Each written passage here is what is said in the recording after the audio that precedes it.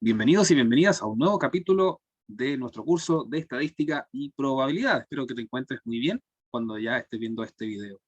El capítulo nuevo se titula Probabilidades. En este capítulo vamos a estudiar un poquitito cómo surge el concepto de probabilidades, para qué nos sirve y cómo podemos tratar con ella para poder efectuar distintos cálculos. Dentro de los temas a tratar va a ser primero elementos de probabilidad, también algunos teoremas básicos de probabilidad que tenemos que tener a la mano para poder calcular mejor. Luego, técnicas de conteo, si es que nos alcanza el tiempo. También un poco de probabilidad condicional, también probabilidad total y el teorema de Bayes. El objetivo es identificar y efectuar cálculo de probabilidades en el ámbito de la ingeniería. Entonces, pensemos un momento. Siempre es bueno reflexionar antes de comenzar a tratar o conocer un tema nuevo. ¿Ya? Ustedes ven una fotografía. ¿Qué les hace pensar esa fotografía? Me pueden indicar en el chat o me lo pueden decir.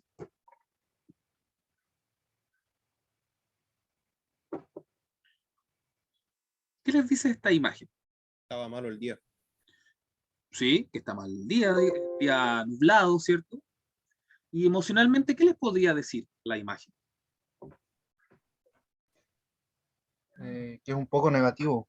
Que es un poco negativo, ¿cierto? Tristeza, como dicen Diego y Daniel. José dice un día normal en Puerto Montt, también es cierto. No lo dice con esa intención, pero sí tiene sentido lo que dice. Ya, un día normal en Puerto Montt, por supuesto. ¿Ya? Acá en Concepción, ustedes saben que yo soy de Concepción, no tanto. ¿Ya? Hay mayoría de días soleados, y que es como el 70%, el otro 30% es día nublado contemporáneo. Entonces, eh, supongamos sí, que el día está nublado, con nubes negras. Hoy día es 8 de abril. ¿Ya? Entonces uno podría preguntarse de forma bien natural, ¿lloverá?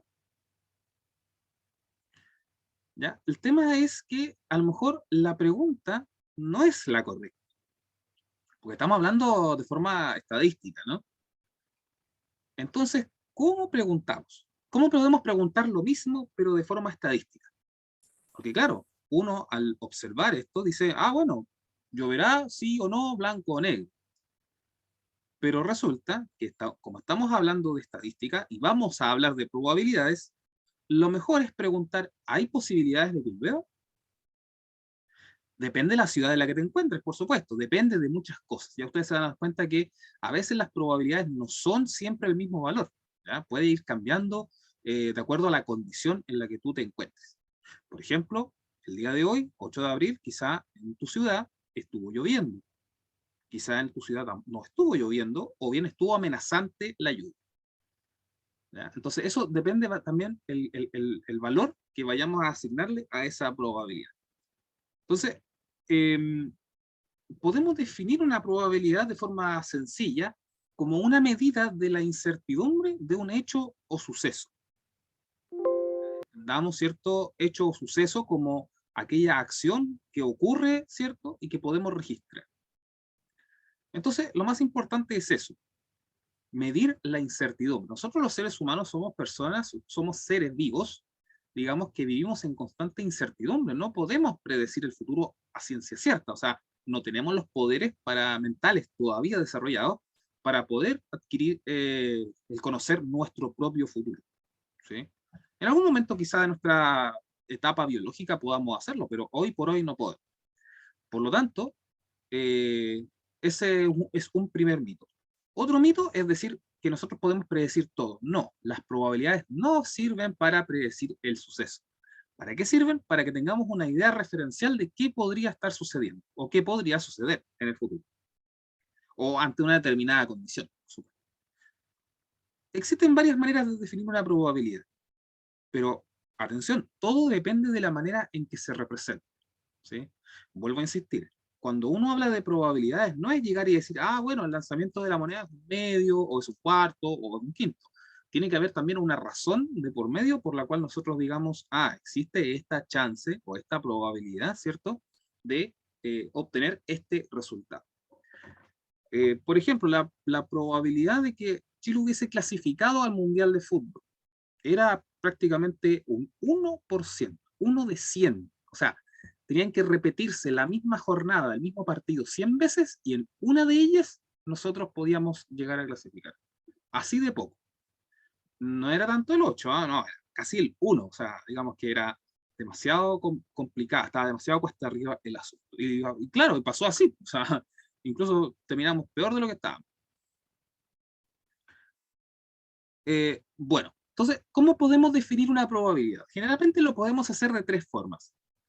Una es de forma subjetiva, o sea, digamos, consiste en experiencia previa. ¿Sí? Por ejemplo, como lo que dice ahí, la probabilidad de que haya vida en Marte es de un 15% porque hay pocos vestigios de civilización. Es como decimos acá en Chile, la tincada. Es como la tincada nomás. O sea, si puta, entre el 15 y el 20%, ¿no? De chance. No hay ninguna medición, no hay ningún estudio, no se toman datos, nada. Es solamente, digamos, proveniente de una intuición. Igual 15 es harto, claro, de más que sí es harto, pero eh, considerando de que solamente es algo subjetivo, por supuesto que no tiene ningún asidero o ninguna evidencia al respecto. Por lo general, estas no tienen evidencia.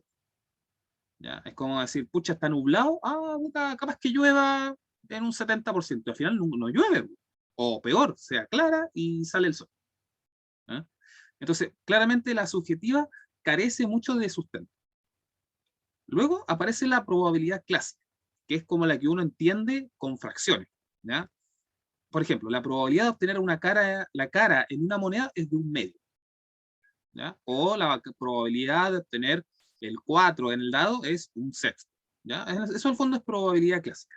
Utilizar fracciones, que es donde nosotros nos vamos a sostener como pilar en este capítulo.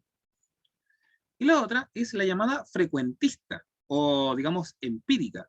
Consiste, como dice ahí, en utilizar la repetición múltiple o a través de muchas observaciones y aplicar después la regla fraccionaria. Fíjense acá, dice, tras lanzar una moneda 5.000 veces, 3.000 fueron caras, por lo que la probabilidad es 3.000 de 5.000 o bien un 60%.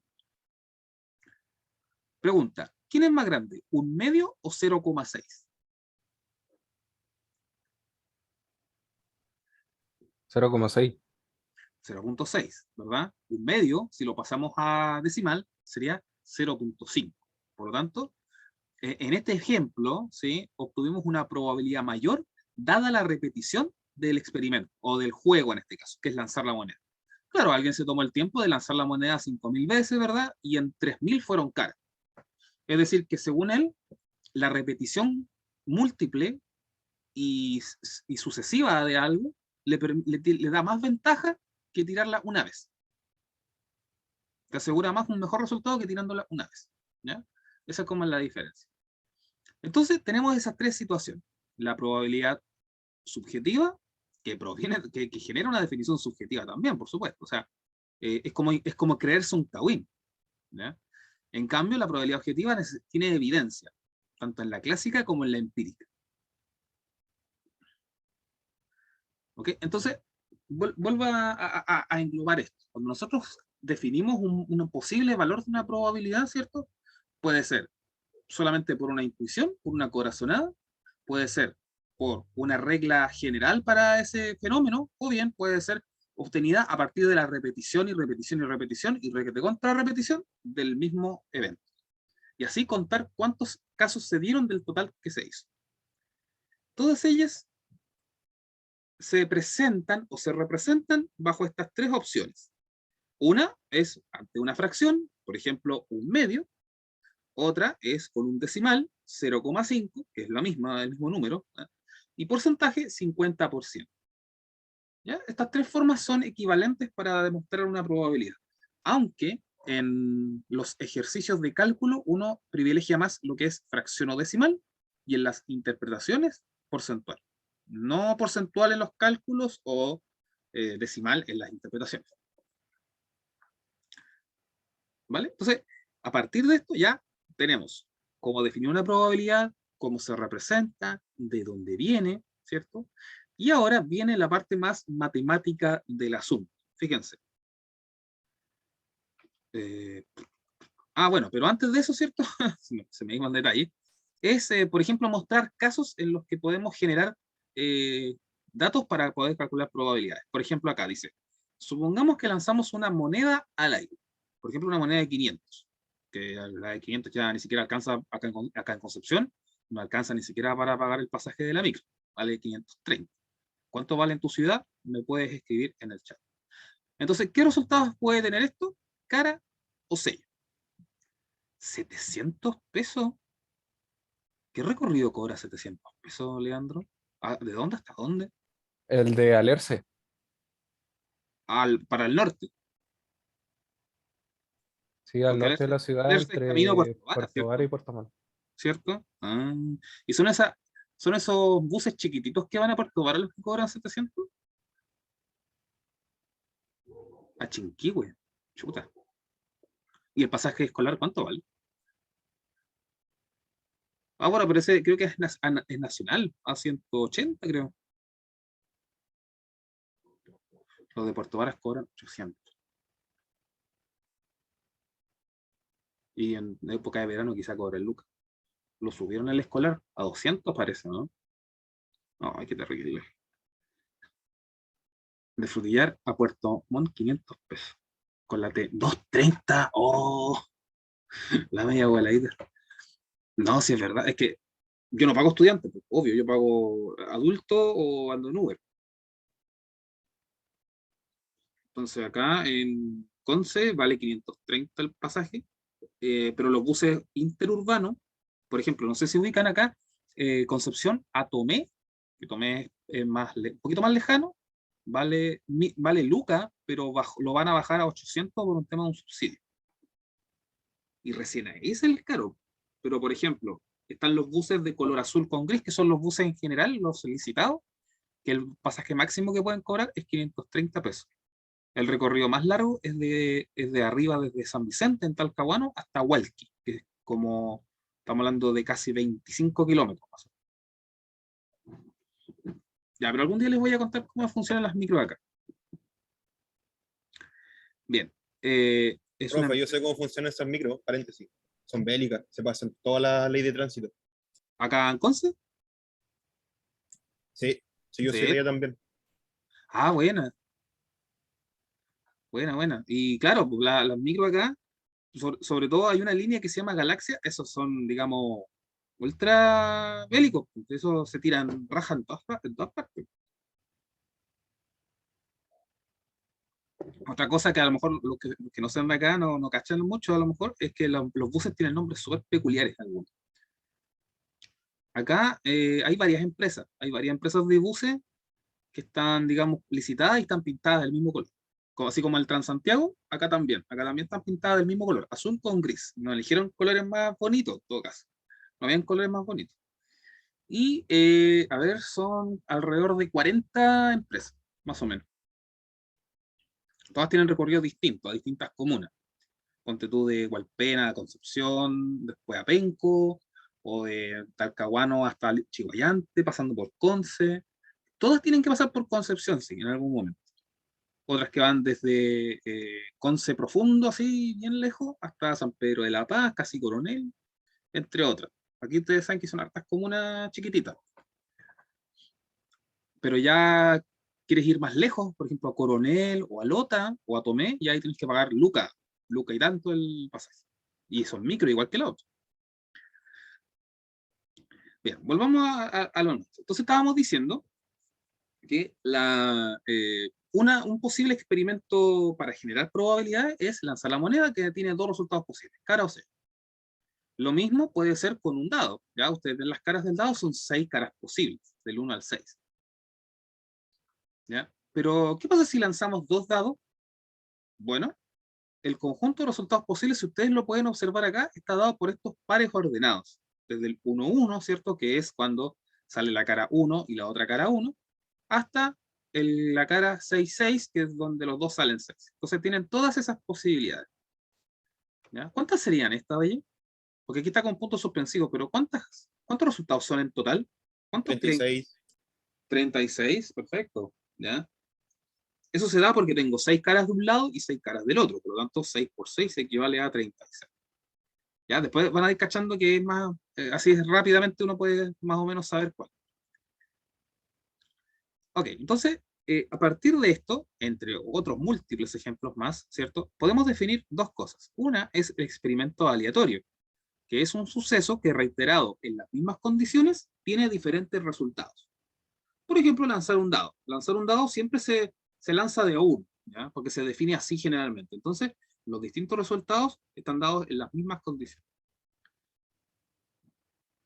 ¿Qué serían distintas condiciones? Por ejemplo, primero lanzar un dado de A6, luego lanzar un dado de A4, otro un dado de A7 y así. ¿Ya? Eso significan distintas condiciones. Por lo tanto, los resultados no son los mismos. O sea, no son equivalentes. Acá sí. Y la otra definición se llama espacio muestral, que es el conjunto de todos los posibles sucesos de un experimento aleatorio. Como lo mencionamos recién, el dado, cuando lo lanzas una vez, tiene desde el 1 al 6. Ese es el conjunto. Cuando son dos dados, es del par 1-1 hasta el par 6-6. ¿Ok? Y podemos llamar omega, como aparece este símbolo acá, al espacio muestral. ¿Ya? Al conjunto ese lo podemos llamar omega.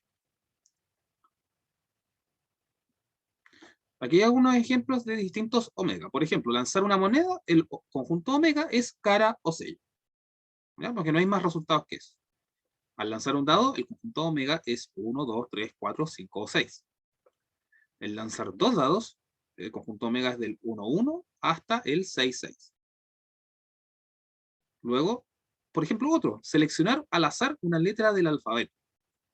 Las letras del alfabeto están de la A hasta la Z. ¿Ya? 27 elementos. Lanzar dos monedas, fíjense, cara cara, cara sello, sello cara o sello sello. Tiene 4 elementos. Y el 6, invente alguno. La verdad es que uno puede inventar los que uno quiera.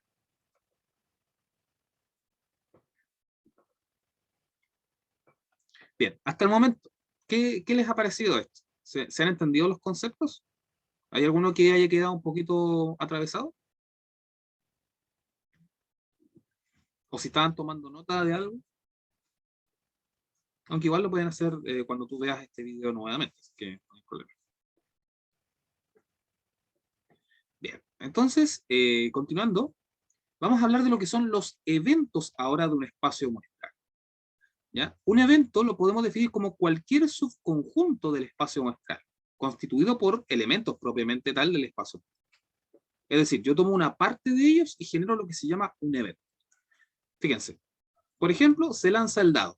Ustedes ya saben ya de que el espacio muestral, el omega, es del 1 al 6. Pero acá podemos observar todos estos eventos y muchos más. Por ejemplo, el evento A, definido como el dado es par, contiene solamente al 2, al 4 y al 6, porque son los únicos números pares que pertenecen al dado. El evento B dice el dado es impar, exactamente lo mismo, pero con el 1, el 3 y el 5. Otro evento, C, el dado es un dado primo. Acá ustedes ven el 2, el 3 y el 5, ¿cierto? Recuerda lo que son números primos, ¿cierto?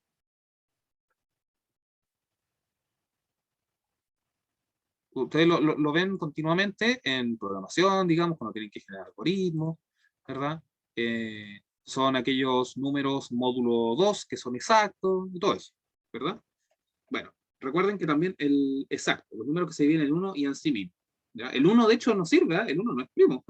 El 1 no cuenta como primo, solamente el 2 en adelante, 2, 3 y 5 en adelante. Otro evento puede ser que el dado es negativo y aparece este símbolo. A ver si alguien lo ha visto alguna vez. Dice D igual a este símbolo. ¿Qué será eso? Fi. Sí, es la letra griega Fi, correcto. ¿Qué simboliza entonces esta letra griega Fi? Como conjunto. A ver. José dice el conjunto inexistente. Mira, o vacío. Esa es la palabra, vacío. ¿Ya? Esto significa conjunto vacío. Y el conjunto vacío existe. No es que no exista, no es lo mismo. No es lo mismo algo que no tenga nada a que no exista. ¿Vale? Entonces, claro, este es un conjunto vacío. Vacío significa que no tiene elementos. ¿Y por qué no tiene elementos? Bueno, muy sencillo, porque el dado no tiene números negativos. ¿Vale? Entonces, por eso ese evento es vacío. Entonces, si ustedes se dan cuenta, podemos definir eventos que tengan elementos del espacio muestral como de conjuntos que no necesariamente tengan elementos, por lo tanto es vacío. ¿Ya? Eso es igual importante, eso se puede hacer. Naturalmente que no tiene mucho sentido definir conjuntos que no tienen nada, ¿ya? O sea, digamos que la probabilidad sería 0, no hay ninguno. ¿Bien? Entonces, definimos eventos, ahora también hay otros tipos de eventos que son, digamos, relevantes para el cálculo de probabilidad. Por ejemplo, el evento unión, ¿ya? Que si ustedes lo ven acá es A con un símbolo de U y B.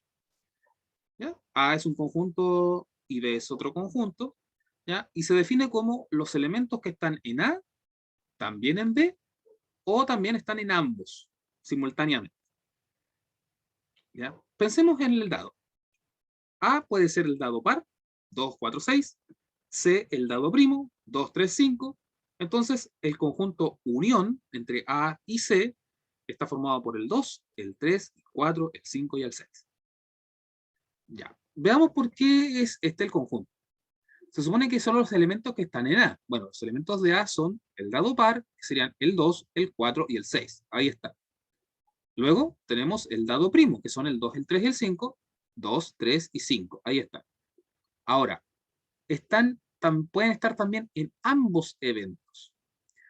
¿Hay algún número que sea par y que sea primo al mismo tiempo en el dado?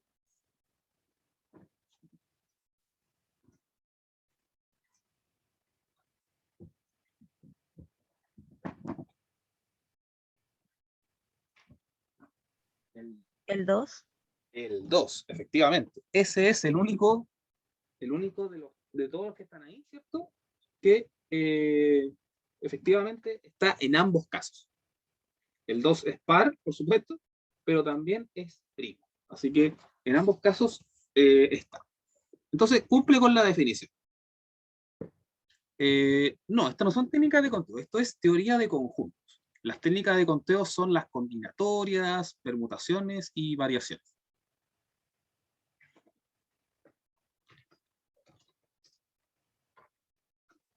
Permutaciones y variaciones. ¿Ya?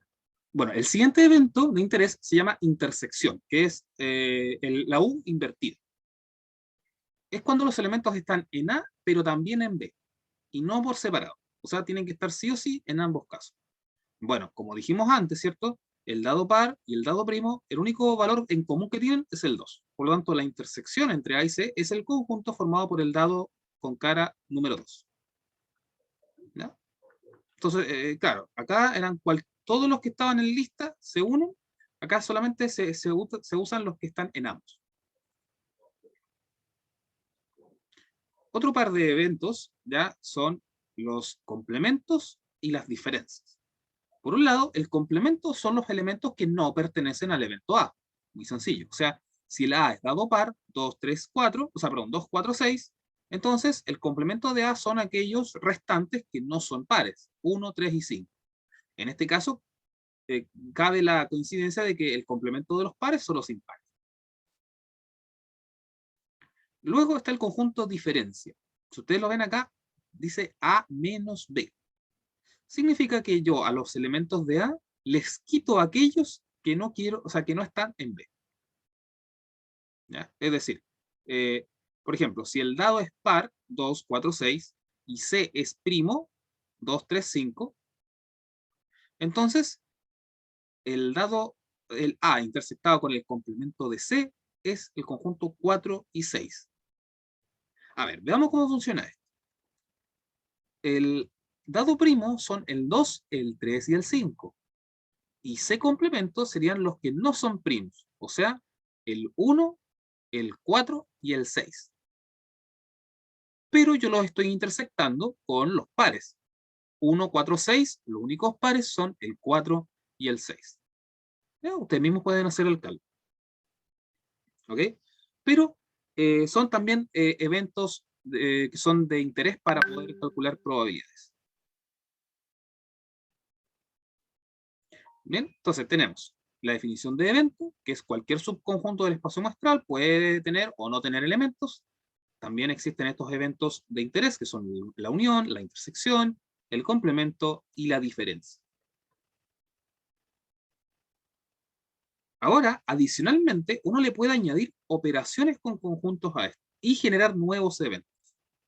Por ejemplo, la asociatividad, que es cuando, por ejemplo, intercambiamos los paréntesis, eso se puede hacer en las uniones y en las intersecciones.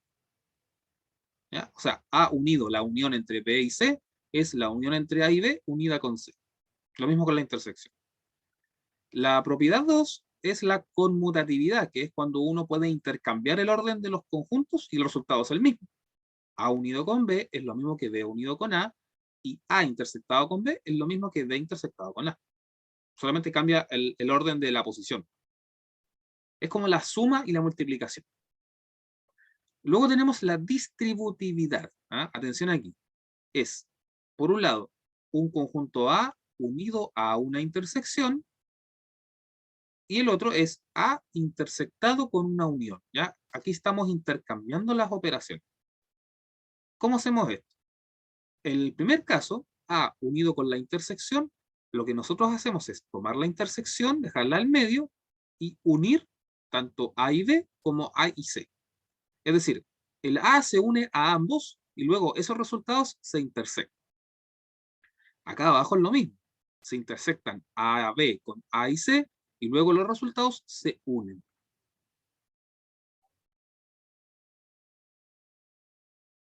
Perfecto, eso es lo que tiene que ver con distributividad. Y finalmente la complementariedad, que es parecido a lo que vimos recién. Un conjunto unido con su complemento da perfectamente el espacio muestral total. O bien, si se intersectan un conjunto con su complemento, ese automáticamente es vacío. ¿Sí? Por ejemplo, las vocales unidas con las consonantes. ¿Qué es lo que obtenemos? El alfabeto completo. Ahora, si intersectamos las vocales con las consonantes, como ninguna vocal es consonante y ninguna consonante es vocal, entonces esto es vacío.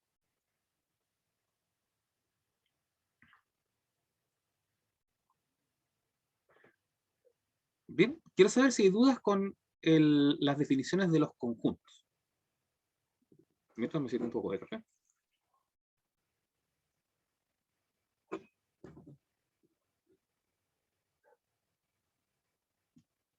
Todo claro de momento. Gracias, Leandro.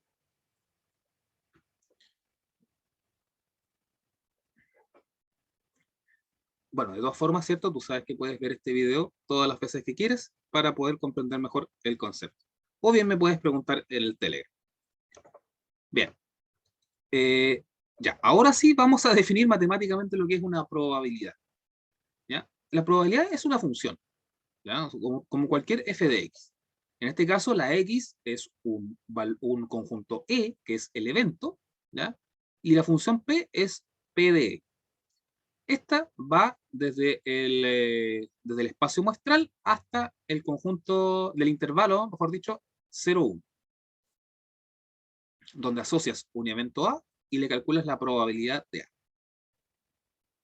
¿Okay? Entonces, digamos que es una función en la que tú tomas el evento, calculas la probabilidad y ese resultado va al conjunto 0, 1. Entonces, tiene los siguientes axiomas. Axiomas, entendámoslos como características que siempre son así y que no se cuestionan. Por ejemplo, la probabilidad, cualquiera que sea, siempre está entre 0 y 1, o bien entre un 0% y un 100%. No puede estar ni por encima ni por debajo. No hay probabilidades negativas ni probabilidades superiores a 1. El otro axioma es que la probabilidad del espacio muestral completo es igual a 1 o a un 100%. Eso también es obvio porque no puedo tener más de lo que tengo en total. O sea, la probabilidad del total tiene que ser el 100%. O también, como se le llama, el evento seguro. Por ejemplo, si hoy día es viernes, la probabilidad de que mañana sea sábado es un 100%. Es completamente seguro. Y otro axioma es que si yo tengo dos eventos distintos que son disjuntos, es decir, que su intersección es vacía, ¿ya? Por ejemplo, las vocales con las consonantes, entonces la probabilidad de ambos conjuntos unidos es solamente la suma de los dos. ¿Ya? Aquí no hay intersección, ¿vale? Entonces, digamos que si yo tengo dos situaciones distintas en las que no hay nada en común, la probabilidad de la unión de ambas cosas es solamente la suma de las probabilidades individuales. Como dice acá, si dos eventos no se intersectan, significa que no tienen elementos en común. Por lo tanto, sus probabilidades pueden sumarse. ¿Ya? Estos son los 3 axiomas de probabilidad que se cumplen siempre. Algunos otros tipos de eventos relacionados a esta definición. Primero, el evento seguro. Tiene probabilidad 1. ¿Ya? Por ejemplo, mañana es sábado. Probabilidad 1. Luego, un evento posible es aquella que está entre 0 y 1, que no son exactamente ni 0 ni 1. O sea, es decir, cualquier clase de probabilidad que pueda haber está aquí. Y el otro es el evento imposible, que es el contrario del evento seguro, que tiene probabilidad 0.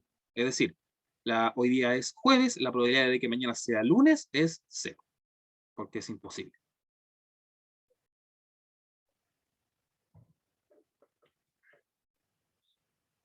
Bien. Entonces, ya definimos lo que es una probabilidad, ya sabemos qué axiomas son los que ocupa esta definición, y ya con eso podemos discutir algunos teoremas. En particular vamos a discutir 2, los otros los vamos a mencionar solamente, pero son más o menos como la misma idea.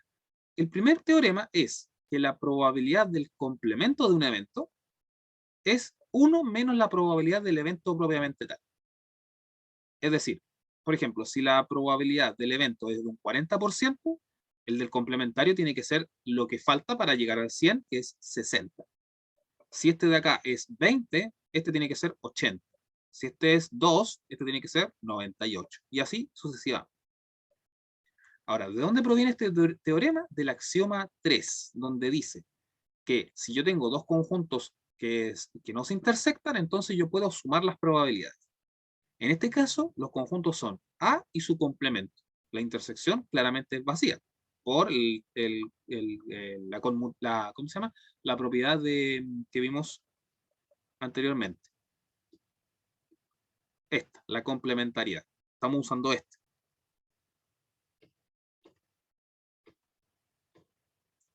¿Ya? Entonces, estamos utilizando el hecho de que la intersección es vacía y que además la unión entre A y su complemento es omega. Considerando esto, tenemos que la probabilidad de A unido a su complemento es lo mismo que la probabilidad de omega, que es como un evento seguro, que vale 1, y eso, al ocupar el axioma 3, se transforma en la probabilidad de A más la probabilidad de A complemento. Luego se despeja solamente la probabilidad de A complemento como incógnita y nos queda 1 menos P de A. ¿Ya? Y con eso quedaría demostrado el teorema, aunque en realidad es bastante intuitivo. O sea, vuelvo a insistir, si mi probabilidad del evento es de un 60%, el del complemento, es decir, la probabilidad de que no ocurra, es 40%. Si la probabilidad de que ocurra es un 10, la probabilidad de que no ocurra es un 90.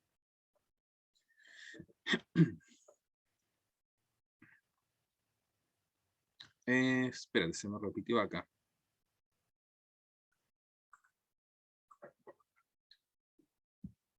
El teorema número 2 habla acerca de que la probabilidad del evento vacío es igual a 0.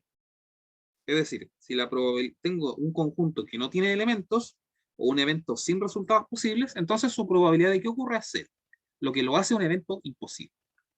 Este también se demuestra a partir, pero del teorema que acabamos de ver, o sea, de este, ¿ya? Del complemento.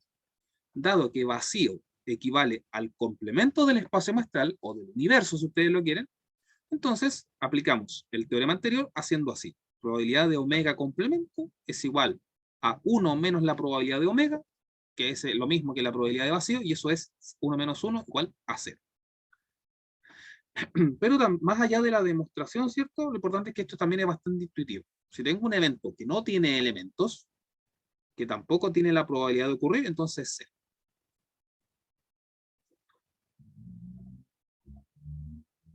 Otros teoremas importantes son estos, miren. Por ejemplo, si A es subconjunto de B, subconjunto de B significa que es B o más chico que B. Entonces, la probabilidad de A es menor o igual que la probabilidad de B. ¿Ya? Eso también tiene sentido.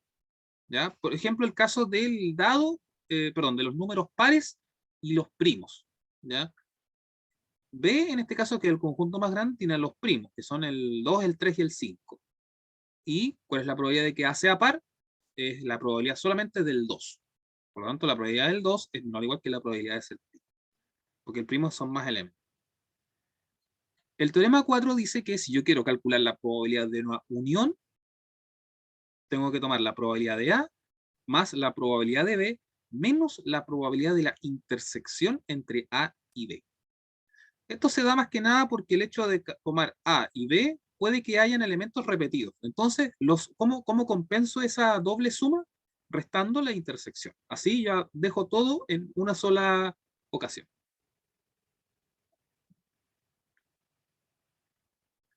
Y luego tenemos la probabilidad de la intersección, que es muy parecida a la anterior, si ustedes se fijan, es la probabilidad de A más la probabilidad de B menos la probabilidad de la unión entre A y B, que en el fondo es despejar de un lado y del otro.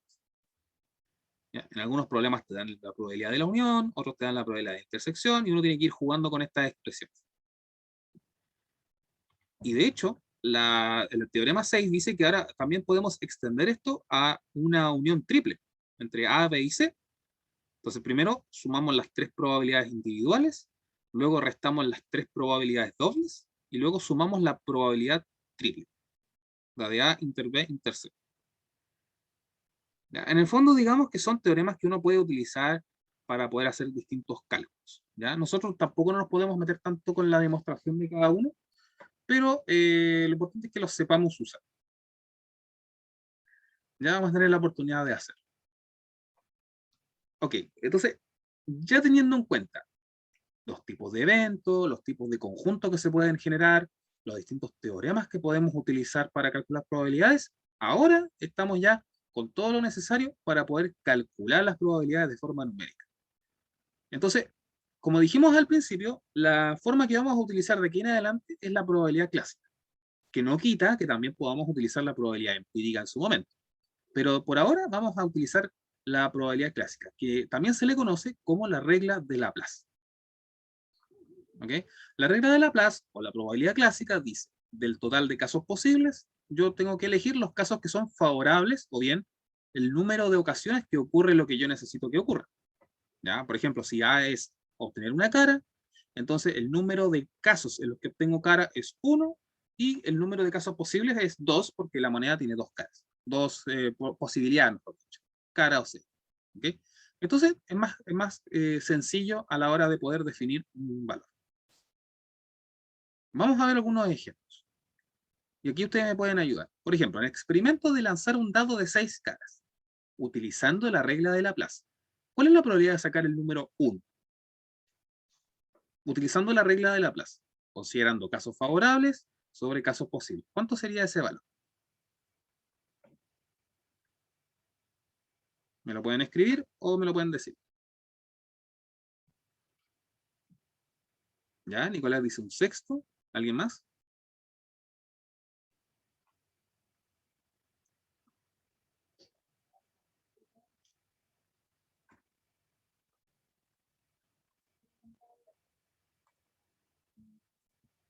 Claro, efectivamente, como dice Nicolás, ¿cierto? Es un sexto. ¿Ya? Es decir, uno de los 6 da el resultado que nosotros estamos buscando. ¿Qué pasa con el siguiente? Dice, la probabilidad de obtener un múltiplo de 3. ¿Cuáles son los múltiplos de 3? Bueno, los de la tabla de multiplicar del 3. En el caso del dado, ¿cuáles son?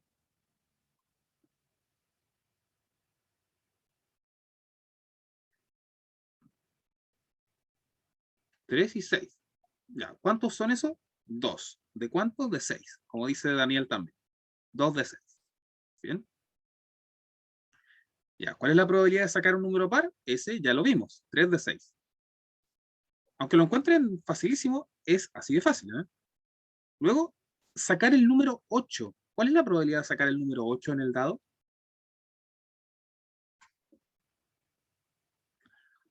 Claro, 0 de 6 o 0, ¿ya? Por lo tanto, ¿qué tipo de evento es? ¿Es posible, seguro o imposible? Es un evento imposible, como dice Maximiliano. Muy bien. Très bien. ¿Y cuál es la probabilidad de sacar un número del 1 al 6 en el dado? 6 de 6, ¿cierto? ¿Y qué tipo de evento es ese?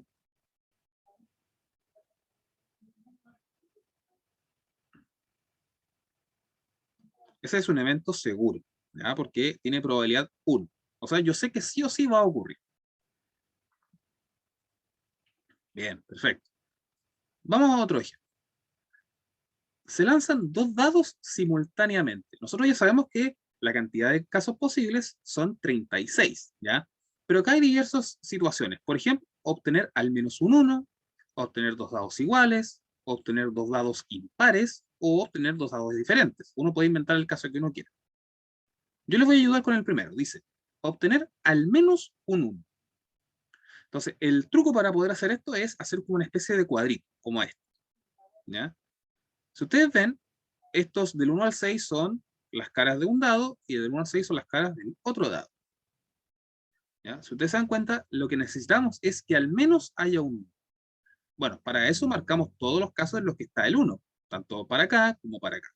Y contamos cuántos son. En este caso son 11 de un total de 36. Es decir, 11 de los 36 resultados posibles tienen al menos 1. ¿Ok? La siguiente dice, obtener 2 dados iguales. Bueno, a partir de esta guía que ustedes ven aquí, ¿cuántos creen ustedes que son la cantidad de dados iguales?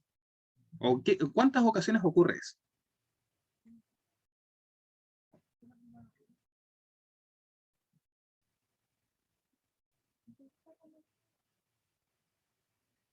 A ver. Maximiliano dice 6 de 36. O sea, que según tu cálculo, ¿cierto? Hay 6 casos en los que pueden haber dados iguales. Perfecto. ¿Ya? En el caso de los dados iguales, claramente son solamente 6 casos los que pueden ser. ¿Ya? O sea, un sexto, uno de cada 6. ¿Ya? Uno después también puede simplificar las fracciones, obviamente. Bien, el tercer caso dice, obtener 2 dados impares. ¿Ya? Vamos a ver cómo está ese cálculo mental. 2 dados impares. Imagínense cuáles serían de estos. Y decirme cuántos son.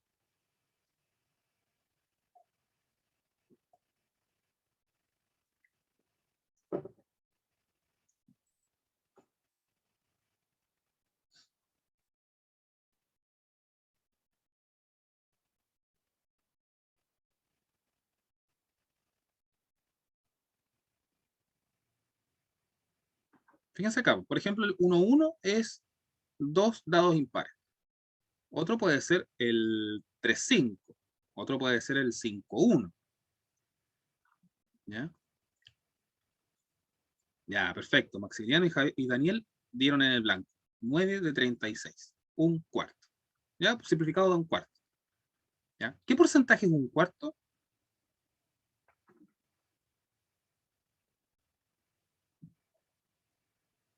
25%. O 0,25 también. Bien, Juan Manuel. ¿Ya? Es decir, uno de cada 4 o el 25% de los casos, ¿cierto?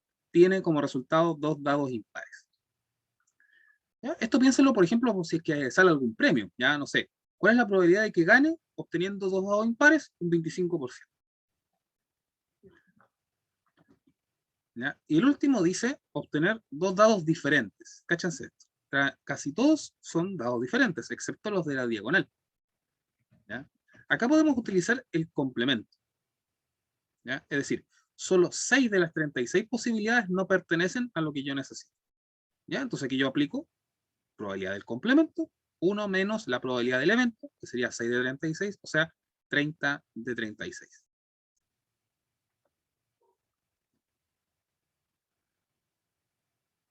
Y un ejemplo final sería este. Una bolsa contiene 2 bolas negras, 3 blancas, 4 rojas y 5 verdes.